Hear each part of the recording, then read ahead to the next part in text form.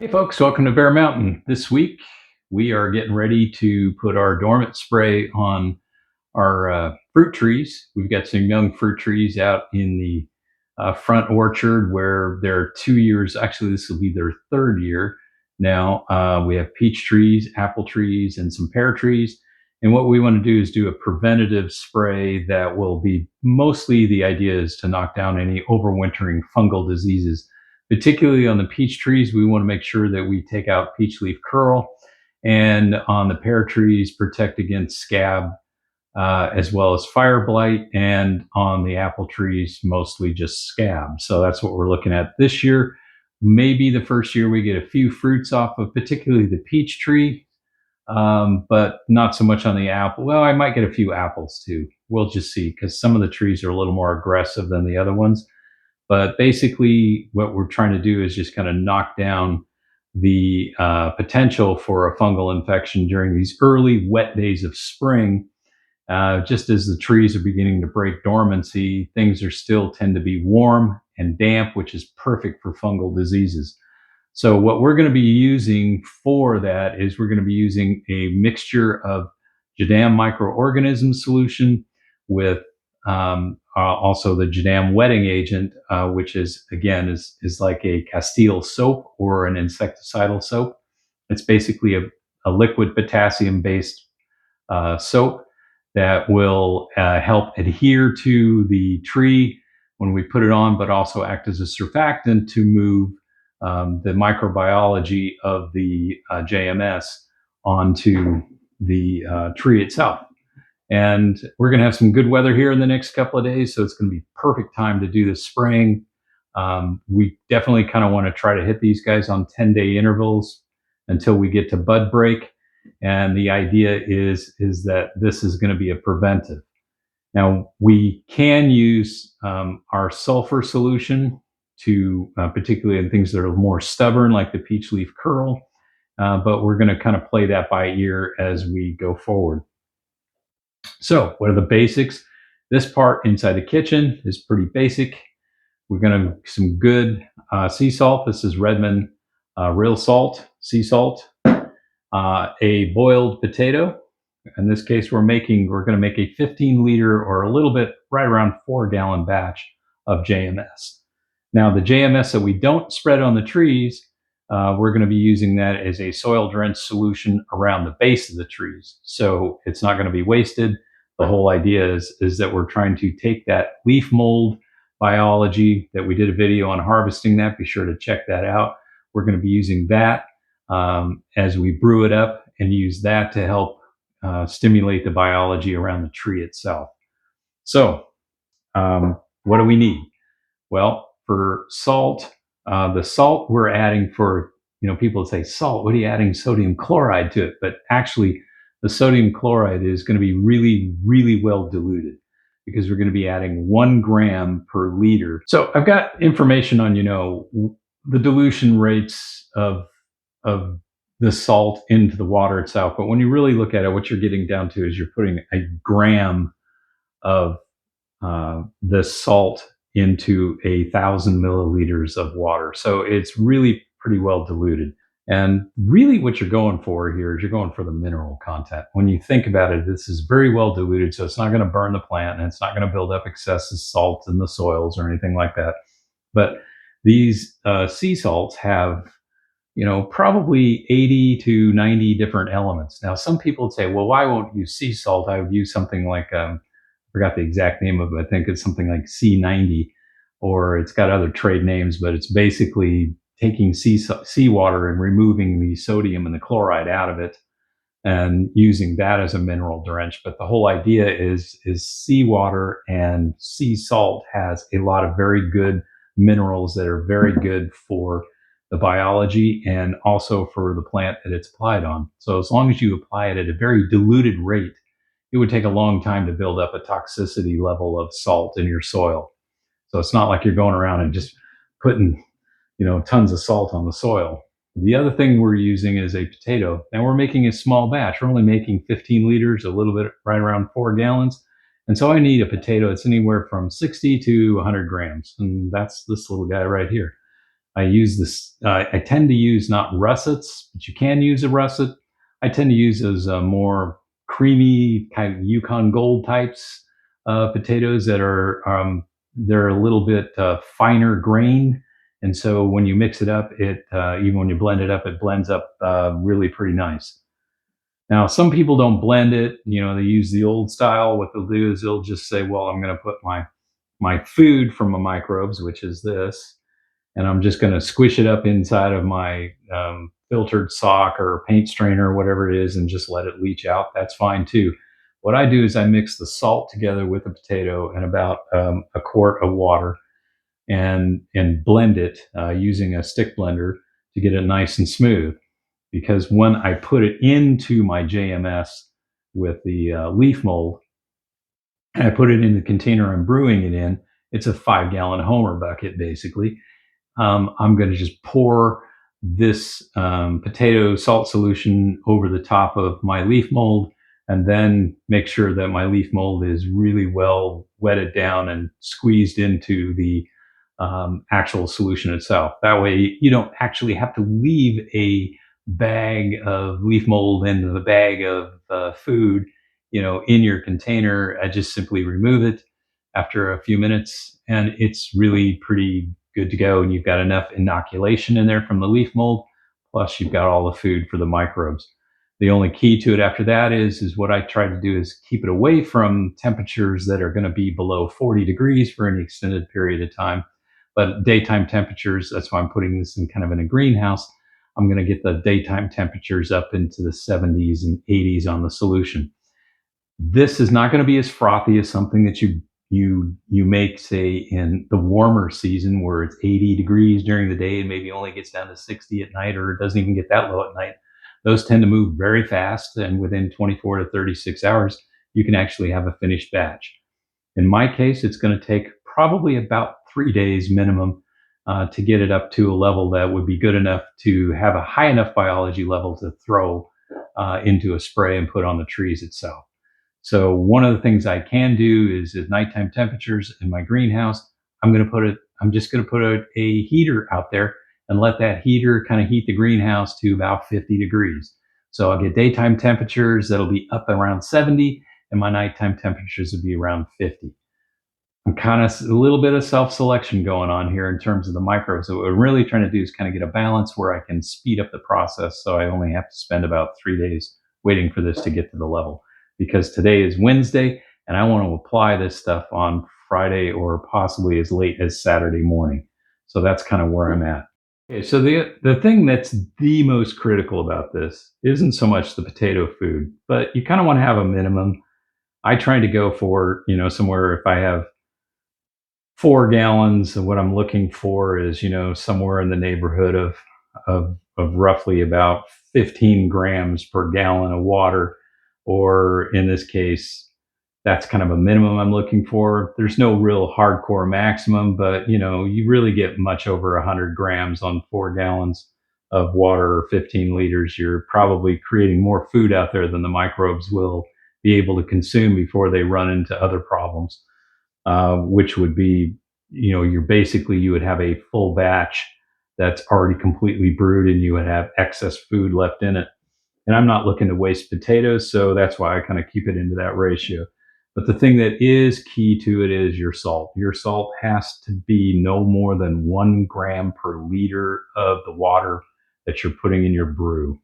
So that's why I use a scale, and you got to make certain that you keep it right there. Less would be better if you can't mix it.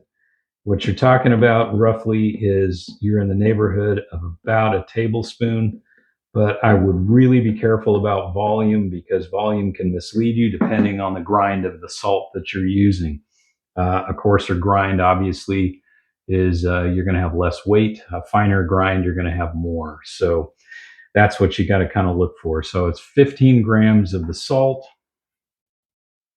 And then I've measured out, excuse the noise there, I measured out a little less than a quart of water here. You can use rainwater if it's, as long as it's filtered, meaning you've taken out the sediments and things like that. or distilled water if you want to. It's not hardcore. You don't have to be.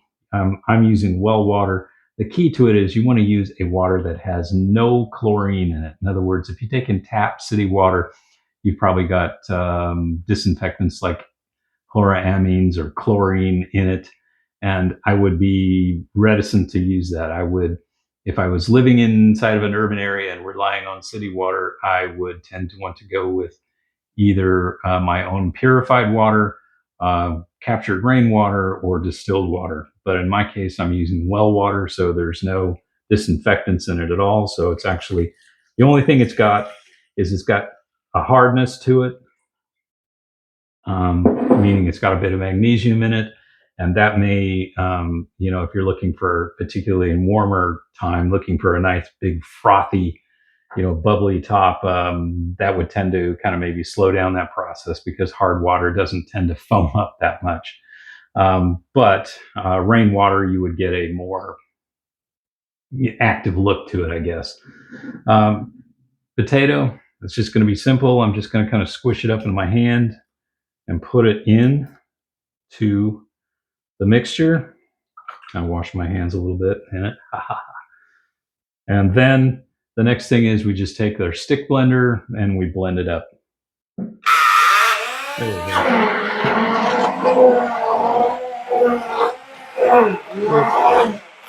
What I want to do is I want to blend this up until it's nice and smooth.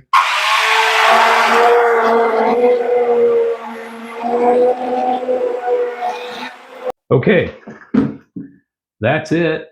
So the next step is I'm just going to put it in my container and we'll take it out and get the leaf mold out and get the brew started.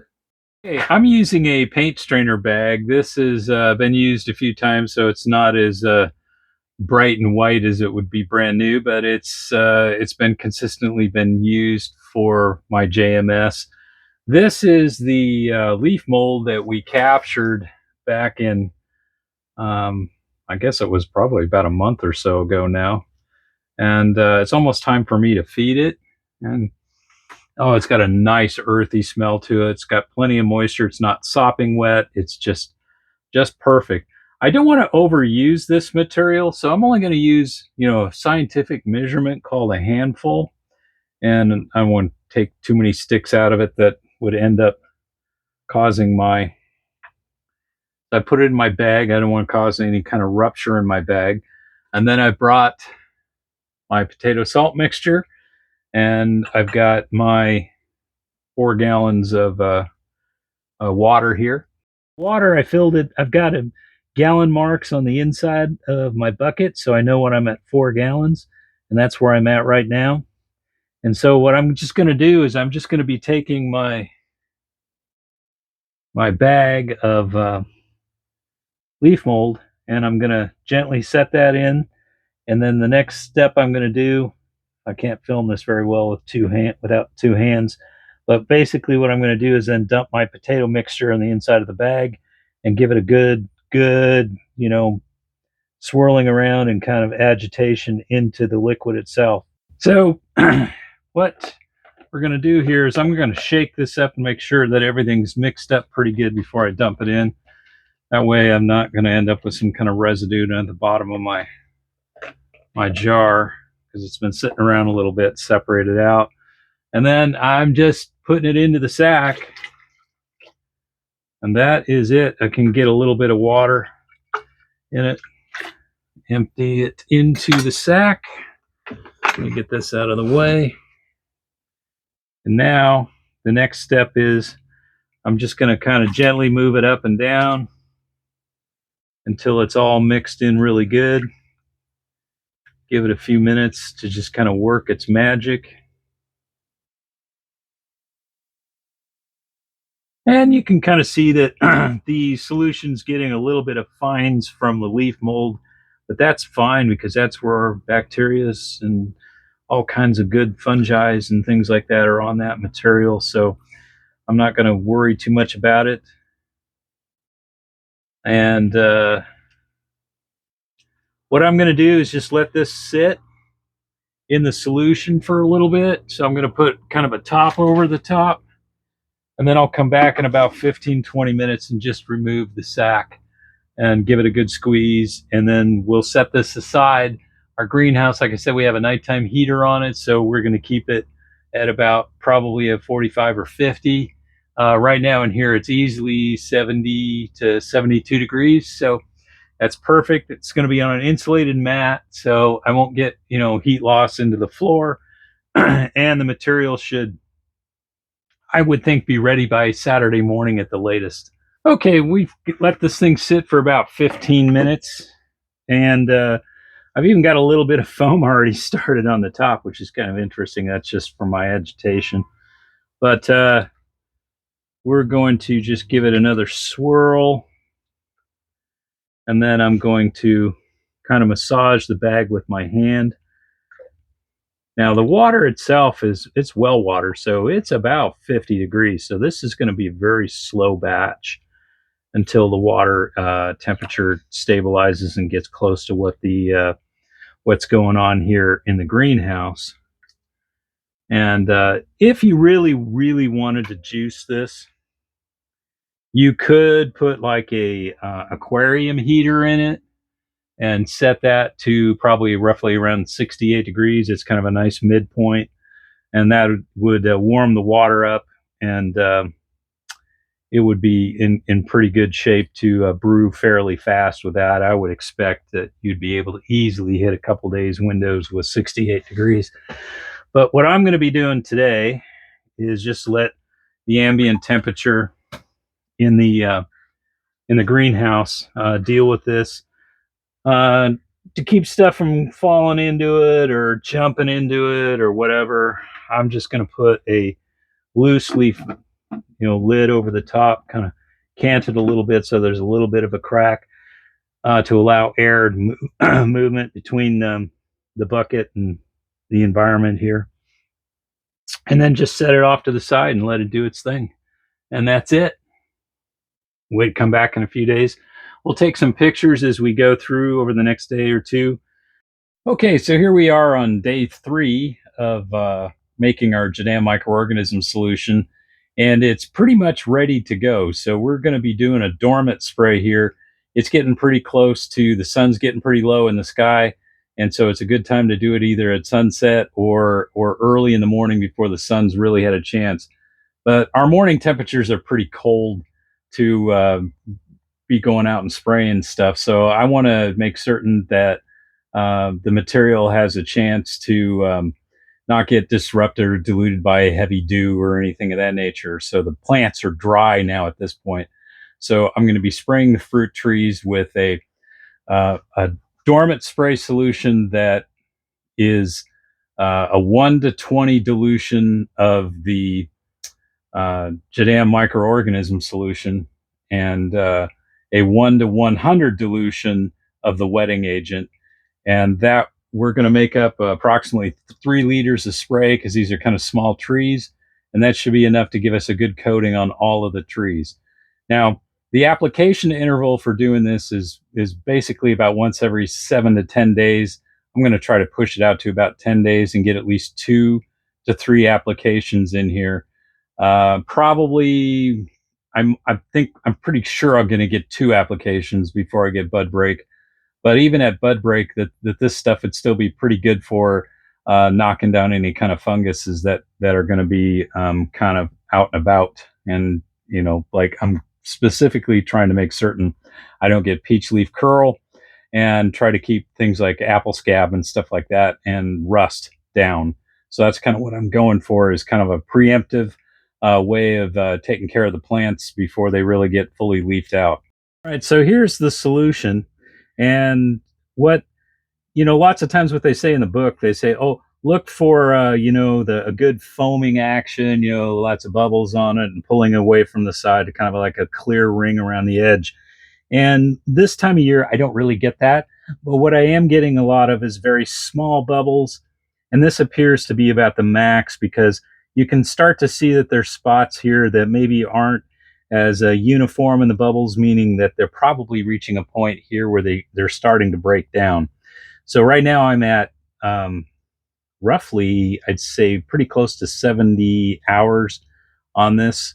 And so this is what I'm going to be doing. I got 4 gallons of this spray, and I'm not going to need much to actually put on the trees.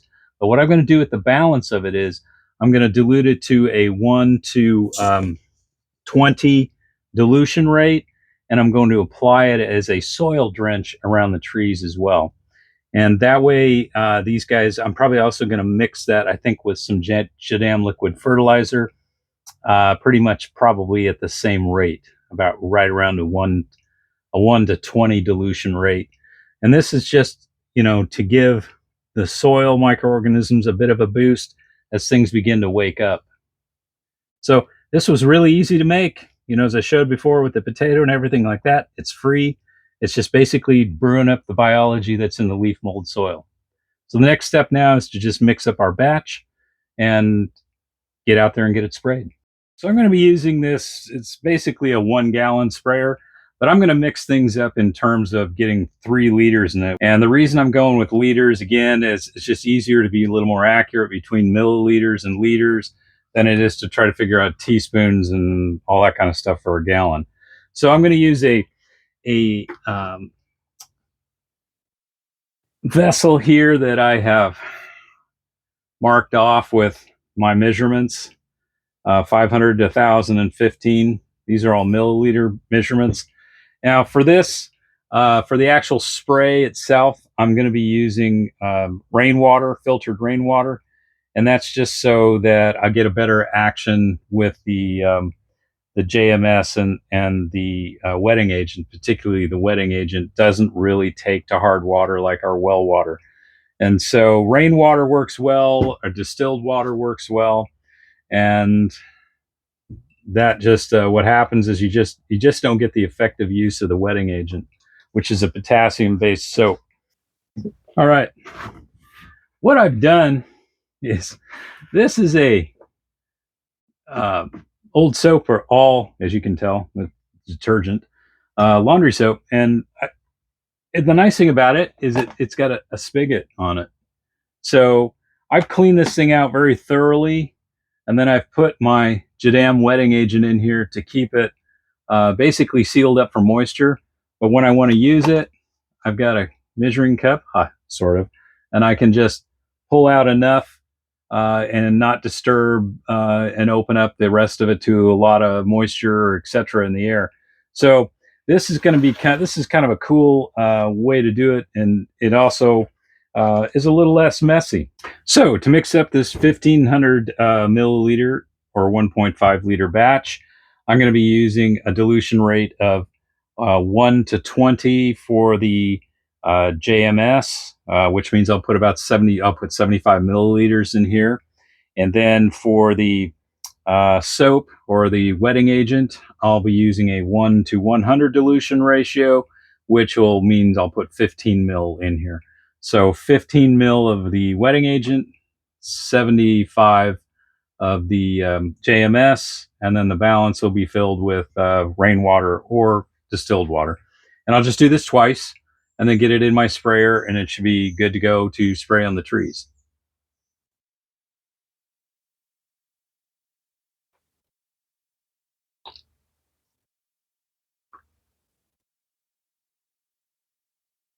So the nice thing about pulling the soap out of the container is you can kind of see it's in good shape.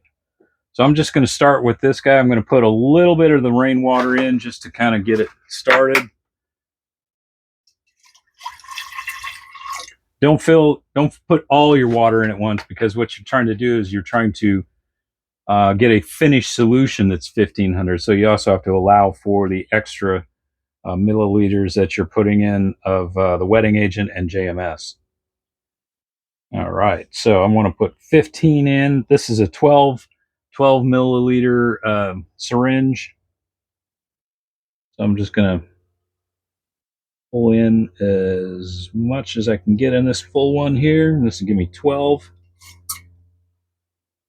And then I want to pull in, oops, got a little air bubble in there. Don't want to do that. There we go.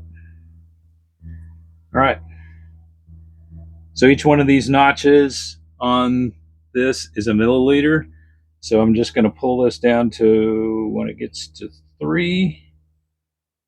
And there we go. and there's 3 more, so that gives me 15. So that's all I needed to do with that. So the next step is to get the JMS in. Okay, now we're going to take 75 of these guys,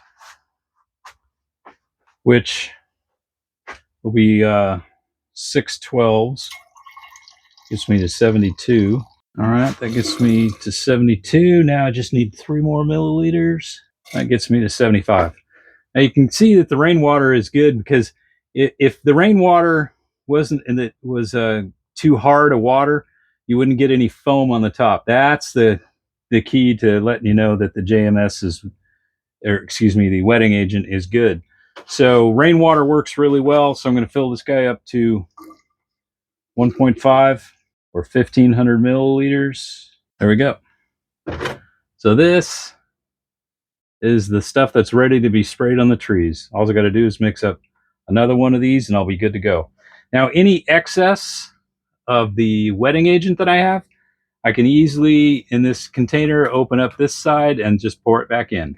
So it's nothing's wasted. Really works out pretty slick. Okay, so I'm going to put this in the sprayer. It'll mix up the next one, and then we'll resume, I guess, back out front where we're getting things sprayed. So here's the peach tree, and you can kind of already see we're starting to get a little bit of bud break going on here. And it's this guy's probably going to be within the next week or so, or is going to be starting to flower out. So what we're going to do is just give it a good coating, and like I said, and then we'll hit it again in about another 7 to 10 days and do it again. All right, let me test my spray. Oh, a little too. There we go. Okay, so we're ready to go. And what we're going to do is we're just going to make sure we coat all the buds and coat the entire tree. It's really nice right now. The light levels aren't so high. We're kind of getting shadows. We have a little bit of a breeze coming out of the northeast, but not too bad. And I want to make sure that I get the trunk, all the branches, and all the buds coated. And that's the whole thing. And we're just going to do this to every single tree we have out here. And like I said, then we'll take the balance of the microorganism solution and apply it as a drench around the base of the trees.